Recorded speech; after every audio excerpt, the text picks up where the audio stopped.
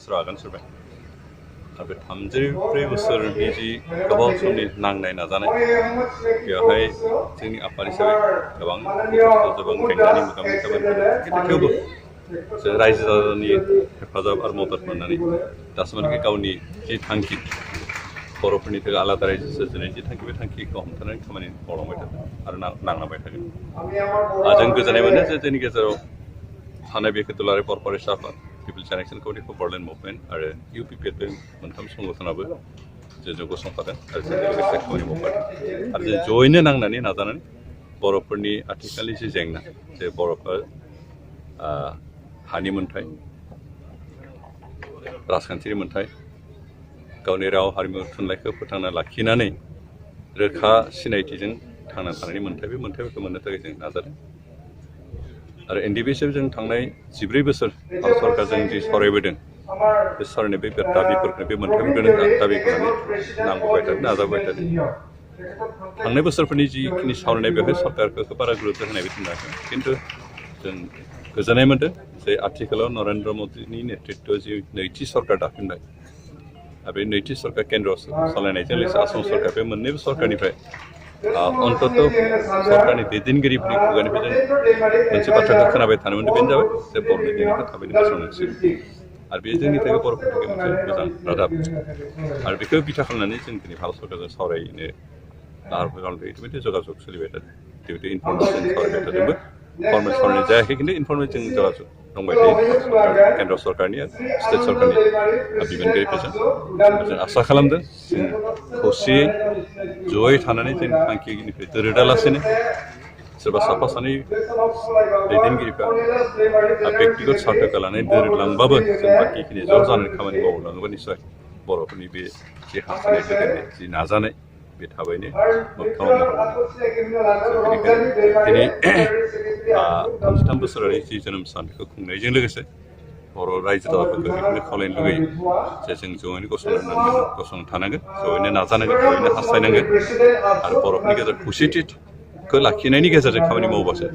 जों जोंनि हास्थायनायखौ जाफुंहोनो हागोन। दा बावैसो जितु जों नोंथांमोननि जितु NDBनि धीरेन बर' गावलांबाय बेनि सायाव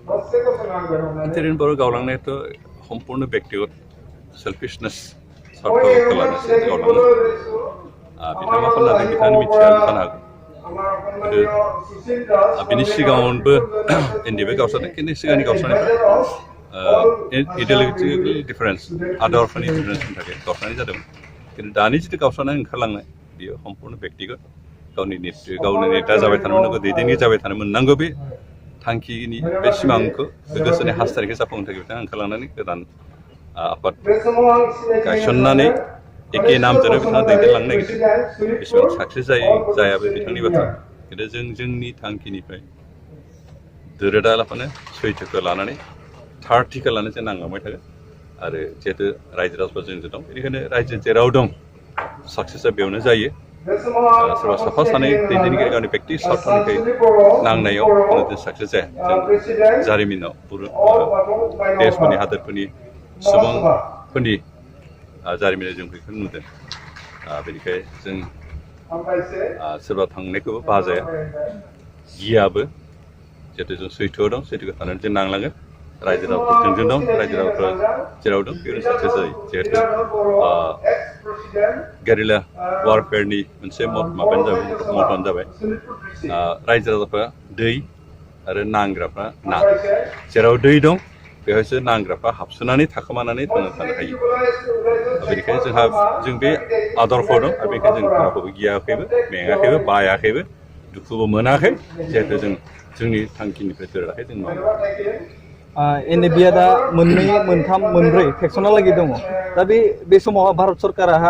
माबायसा जेनेबा नोंथांमोनजोंल' जेंनाखौ सुस्रांगोन ना नोंथाङा मा बुङो बे समाव भारत सरकारा बुंबाय थादों जे बर'फोरनि गेजेराव जेसेबां अस्त्र हमनानै नांनाय बिसोर ज' जानानै फैयोब्ला मोजां सावरायलायगोन जयैनो समाधान खालामगोन अकल अस्त्र हमनायल' नङा बर'नि जेसेबां संगठनफोर दं अबयसे पलिटिकेल पार्टिनि बाथ्राखौ बुङा खिन्थु जिफोर नांबाय थानाय आन्दलन खालामबाय थानाय संगठनफोर दं बिथांमोना ज' जानानै सावरायबा जयैनो समाधान खालामगोन बेखौसो बुंदों बेनिखायनो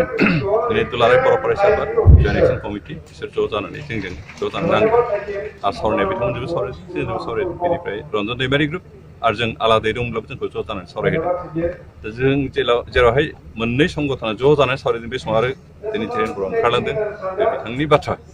खिन्थु दिनै सरकाराबो ज' जानांगौ आरो जों ज' जादों बिथाङा ओंखारलांदों बिथाङा मा साननानै ओंखारलांदों बे बिथांनि बाथ्रा जों बेखौ बुंनो गोनां जाहाथे गैया बेनिफ्राय संबिजित जिथु ग्रुप बुंनो थाङोब्ला बे संगठनाथ' अस्तित्व गैयै बायदि जाबाय एक्जिस्टेन्सआनो गैलिया बायदि खारन सोरखार फ्राय 20-25 जनसो आसामनि जेलाव दं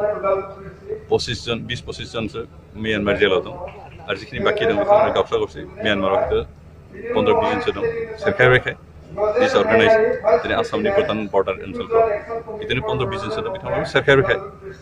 बिथांमोना एकत्रित जानाय खामानि मावनो हानाय परिबेखानो गैया बेनिखायनो जों बे संगठनखौ आसलथे नन एक्जिस्टेन्ट होनना बुंनो हायो खालि पेपार टाइगार पेपारफ्रा मिडियाफ्रा फोथांना लाखिनांगोन एक्चुवेलि बिथांमोना जेबो खामानि मावनो हाया बेनिखायनो बिथांमोना नन एक्जिस्टेन्ट मोनसे संगठन आरो दिनै भारत सरकारा बिथांमोनजों सेपारेटलि सिजफायार खालामलिया जुदि बिथांमोना फैयो सारेन्डार खालामफैनांगोन सरकारनि कन्डिसना बिसोर सरकार बिथांमोना बेखौ बुंदों जे नोंसोरजों आरो सेपारेटलि मानाय गैया ओरैनो सिगाङावथ'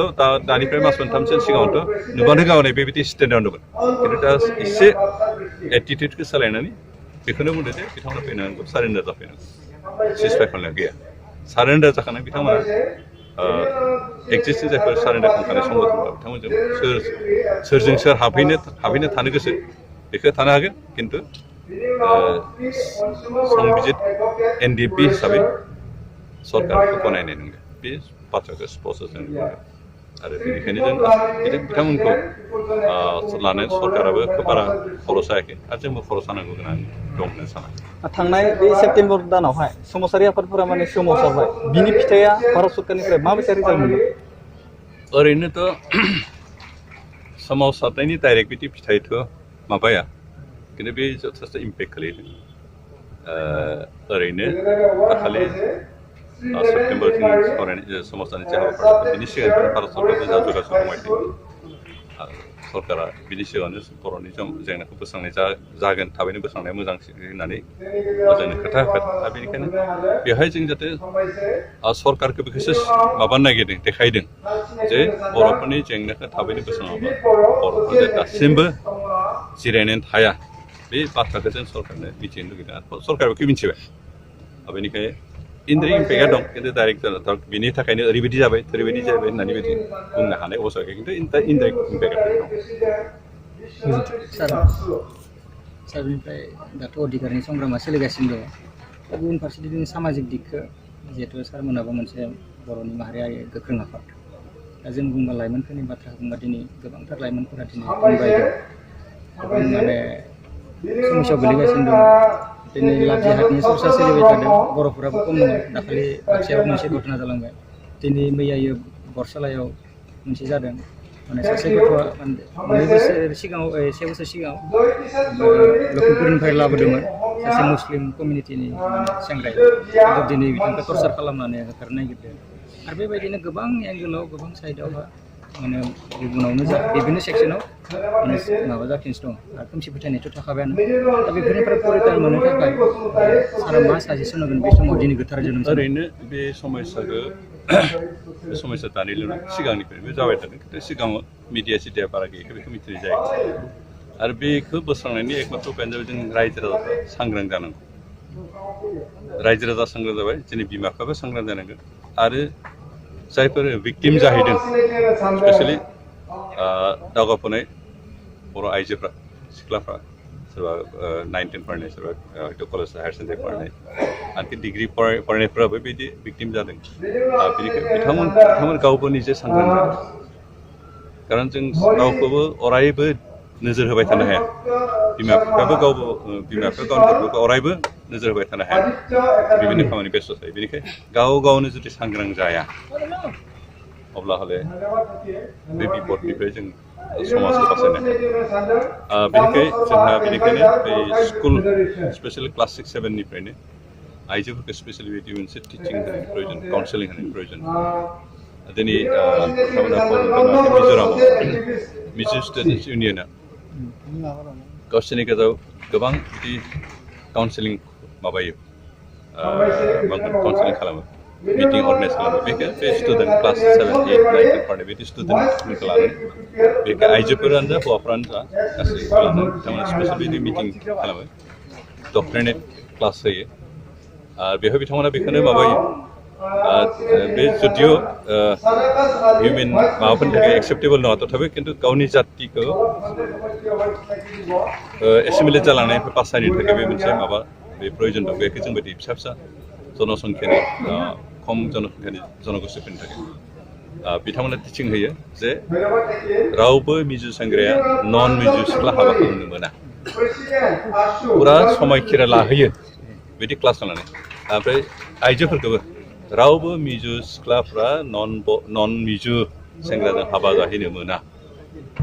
बेखौ पुरा हपट लाहोयो ओमफ्राय बे माखौ बिथांमोना सम सम कन्टेक्टआव लाखिबाय थायो बेनिखायनो बेबायदि क्लास हयथ' जोंहाबो प्रयजन जानो हागौ जोंनि जातिनि माखौ अस्तित्वखौ जों एसिमिलेट जालांनायनिफ्राय बासायनोब्ला आरो बे दा जितु लाभ जेहार जादों होननानै बदनाम मोनसे ओंखारबाय थादों बास्तबानो बेबो नङा गैया होनना बुंद्रायनो हाया जादों बेफोरनिफ्राय जों बासायनोबा अकल दा मुस्लिमजों नङा गुबुन गुबुन जनगोष्ठीफोरजों हाबा जाहैनाय बेखौ बर'नि जेसेबां एजुकेटेड हाइलि क्वालिफाइड आइजोफ्रासो खिन्थु गुबुन जातिजों हाबा जाहैदों बिसोर जोंहा सिन्था खालामनो गोनां बेनिखायनो बेखिनिखौ जों होबथानोबा बे टिचिंखौ जों ओइ उन्दैनिफ्रायनो 6, 7 फरायबाय थानायफोरनिफ्रायनो